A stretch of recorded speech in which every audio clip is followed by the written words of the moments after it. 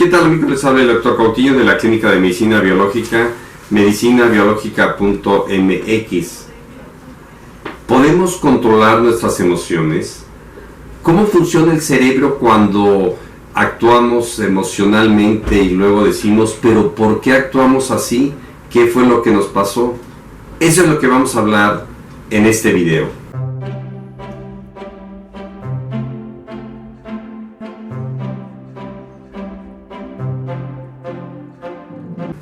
Para hablar de las emociones tenemos que hablar del cerebro.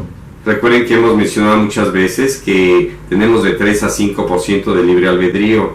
Actuamos impulsivamente porque nos controlan nuestras emociones y vamos a ver cómo se estructura esto. Hay una parte del cerebro muy pequeña que se encuentra aquí en la parte temporal que se llama amígdala cerebral. Es aquí donde se concentran las emociones. Todo está grabado emocionalmente aquí. Desde que estamos gestándonos, desde que estamos en el vientre materno. Esta amígdala cerebral es el vigilante, el centinela de nuestras emociones. Es el que está cuidando cuando hay peligro, como lo vamos a analizar más adelante. Esta amígdala cerebral tiene que ver con la supervivencia.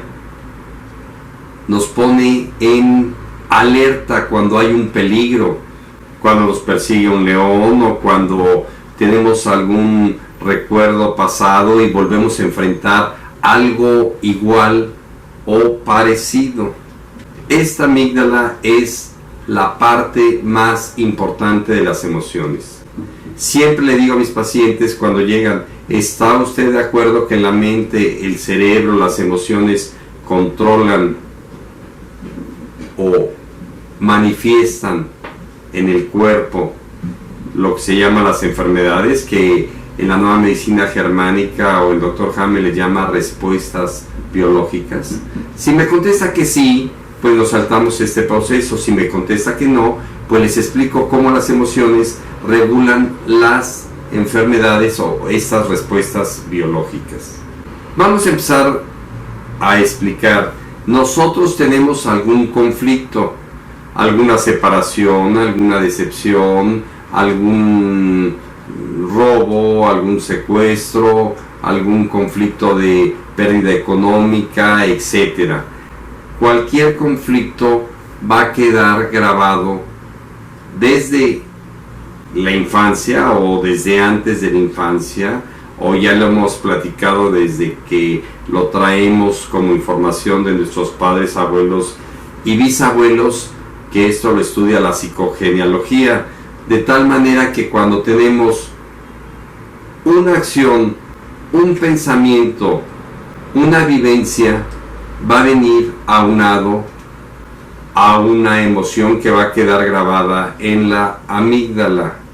Es decir, tenemos, voy a poner un ejemplo feo, una violación, y va a quedar grabada una emoción durante todo el tiempo, toda la vida, hasta que no saquemos y disociemos ese pensamiento de esa emoción, de tal manera que cuando una persona tiene una acción, va a quedar guardada en la memoria ese recuerdo.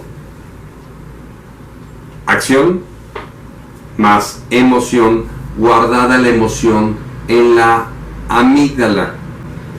En el futuro, cuando pensamos, recordamos, soñamos o vivimos una experiencia igual o parecida, nuestro cerebro cuántico va a actuar inmediatamente asociando ese engrama, así se llama, o ese recuerdo o esa expresión pasada, inmediatamente.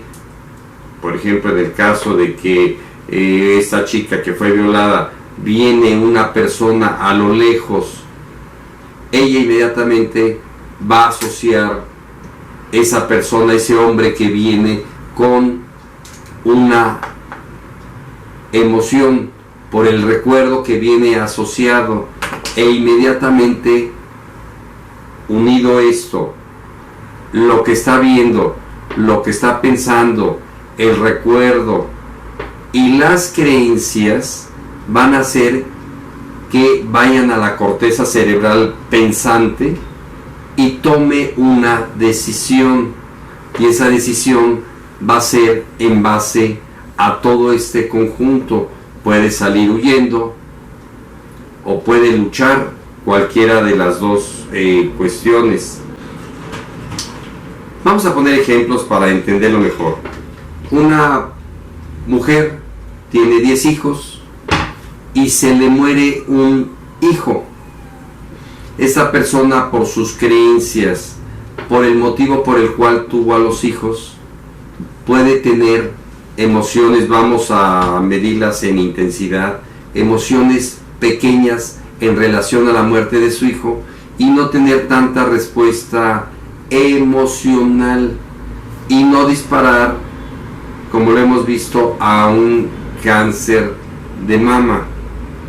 Pero si esta persona tiene creencias de que no tiene la religión que ella tuvo, creencias, y que se va a ir o a condenar a un infierno, pues va a sufrir por sus creencias, porque sus emociones van aunadas a una fe, con una creencia, con unos pensamientos, etcétera, y va a tener otro tipo de respuesta.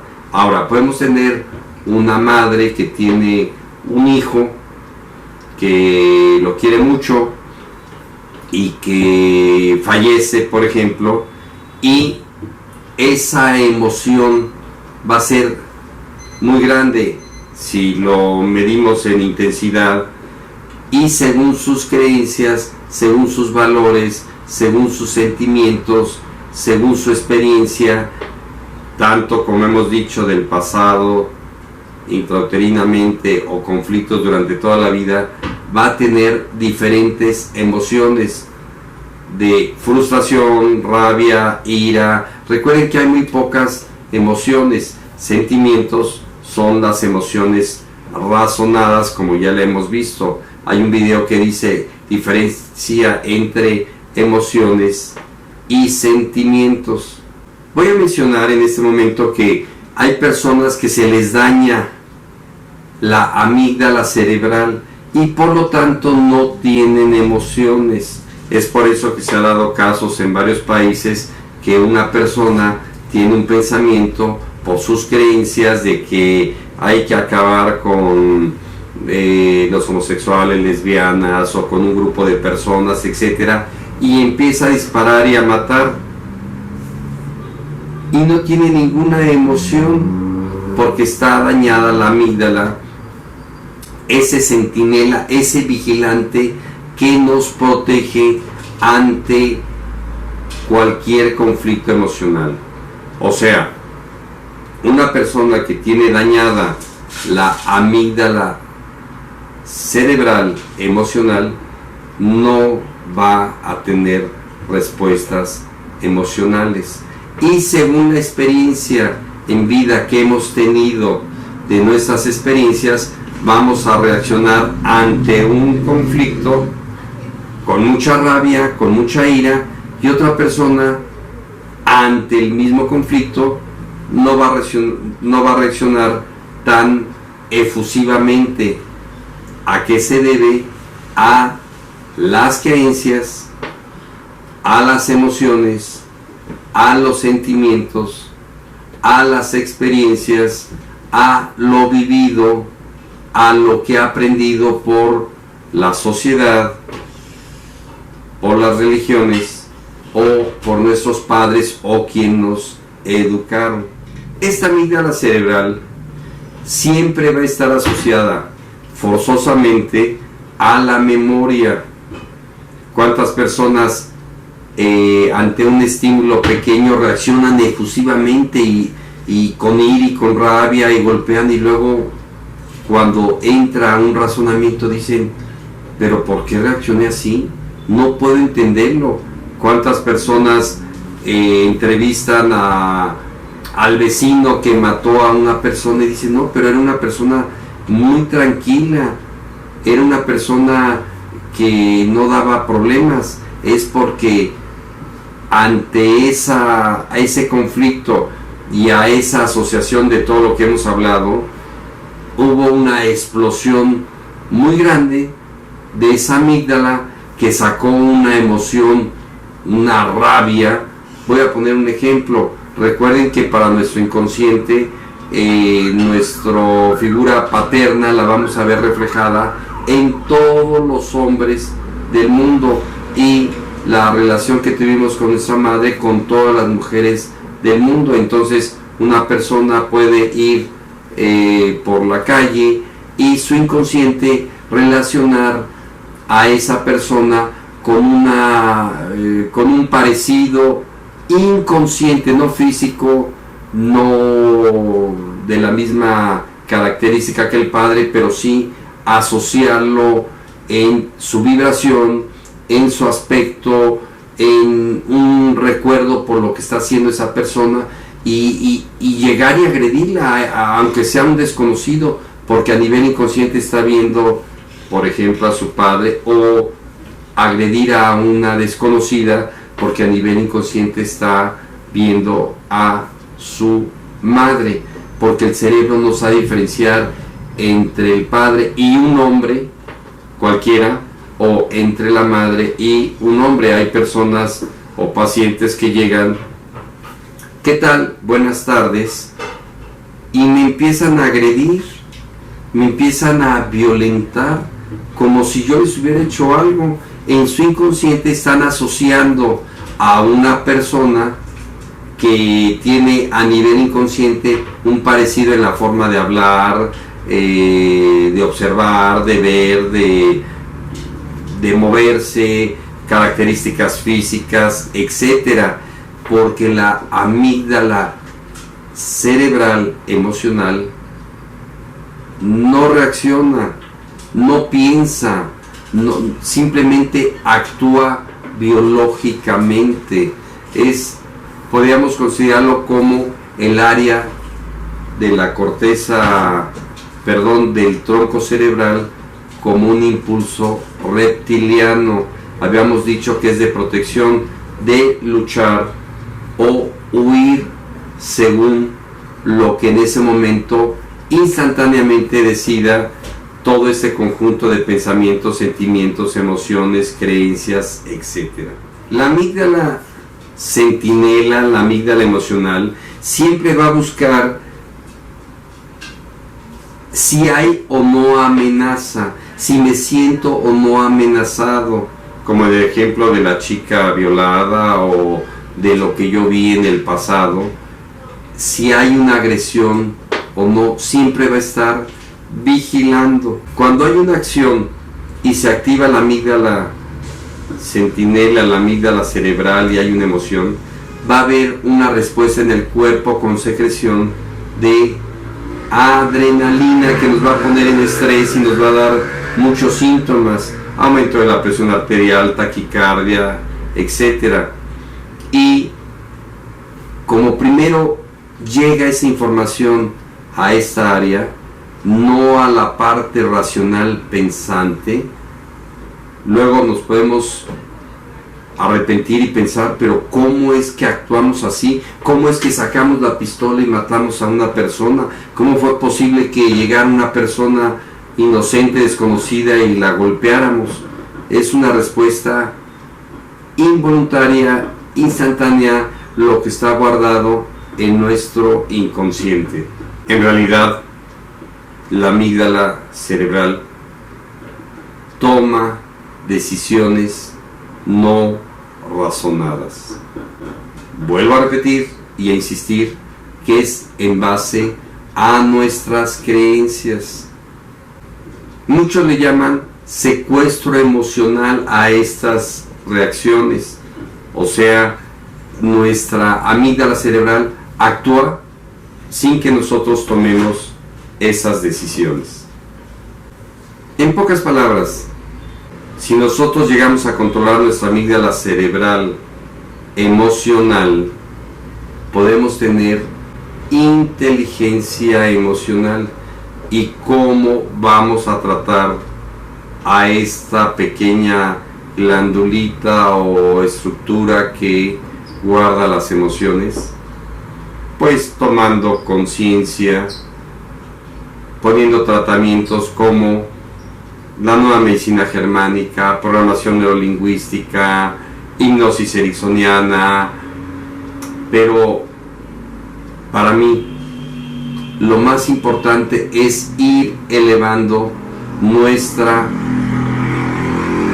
conciencia y lo más importante, empezar a cambiar nuestras creencias.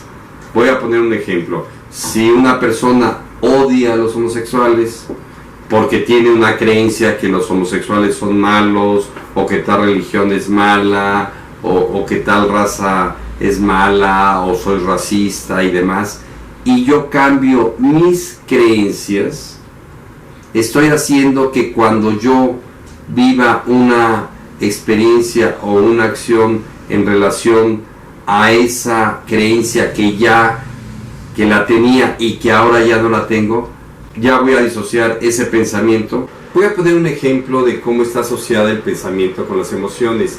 Por ejemplo, llega una persona de 50 años que tiene un cáncer cérvico-uterino y le pregunto qué fue lo que pasó, y me dicen: tuve una violación a los 10 años.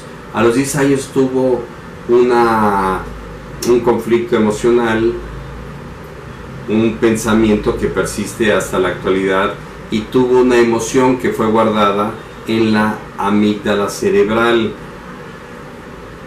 Si se le pone un tratamiento correcto para sacar la emoción, en las siguientes sesiones ya nada más va a quedar el pensamiento, ya no va a haber la emoción que va a dañar al cuerpo, y va a empezar a curarse ese cáncer cérvico-uterino, por ejemplo, que tiene.